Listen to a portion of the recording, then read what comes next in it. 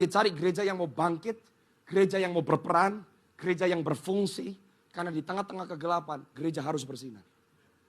God wants to heal your family, gak usah dipertanyakan. Stop thinking about yourself. Focus on God. Everything else will fall into place. Kamu ngalamin masalah, semua juga ada masalah. Saya juga punya masalah di dalam keluarga. Saya juga ngalamin hal-hal yang bisa berkata, why? You know what? It doesn't matter anymore. I'm following Christ. Dan Yesus harus yang menjadi segala-galanya buat saya. Itu pengikut Kristus. Itu Christian. Yang tidak bisa kandas, gak bisa dibunuh, gak bisa hancur. Keadaan kiri kanan bisa berubah. Tapi Anda tetap berjalan di dalam kerajaan yang tidak tergoncangkan. That's Christian. Alkitab berkata sebab kerajaan Allah bukan soal makan dan minum. Tapi selama saudara dan saya hidup di dunia, Anda perlu makan dan minum. Jadi pertanyaan bukan soal makanan dan minum. Kalau di bahasa Indonesianya kerajaan Allah bukan soal makanan dan minuman, berarti apa yang dimakan dan apa yang diminum. Di bahasa Inggrisnya the kingdom of God is not about eating or drinking.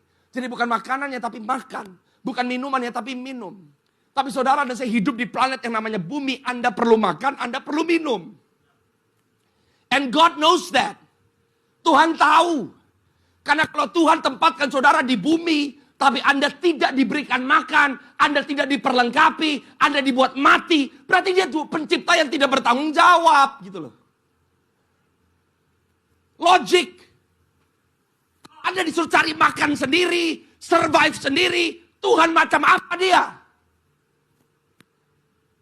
He's a good God. He's a good Father. Paulus berkata kerajaan Allah soal kebenaran, damai, sukacita. Ini gak pasif. Matius 6 ayat 33 berkata, carilah dulu kerajaan Allah dan kebenarannya. Berarti kebenaran harus dicari. Yeremia 29 ayat ke-7.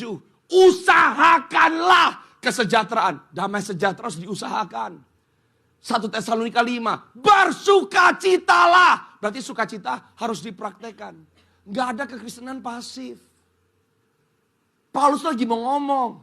Kenapa yang bagian Tuhan lu pikirin? Yang bagian Tuhan biar dia yang mikir. Bagianmu mikir. Apa bagianmu? Cari kerajaan Allah dan kebenarannya. Usahakan damai dimanapun kamu berada. Bersukacitalah. Saya katakan tadi, kebenaran gak ada kalau gak ada kesalahan.